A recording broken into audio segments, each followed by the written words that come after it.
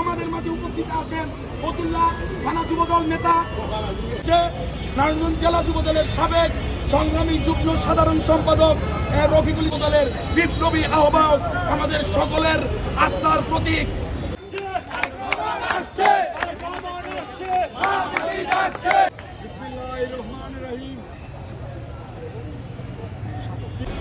অংশ হিসাবে আমরা নারায়ণগঞ্জ জেলা যুবদলের পক্ষ আমাদের দুদিন পরে দুর্গাপূজায় হিন্দু সম্প্রদায়ের সেই জায়গায় কোনো যেন বিশৃঙ্খলা কেউ করতে না পারে সেই দিকেও খেয়াল রাখবে।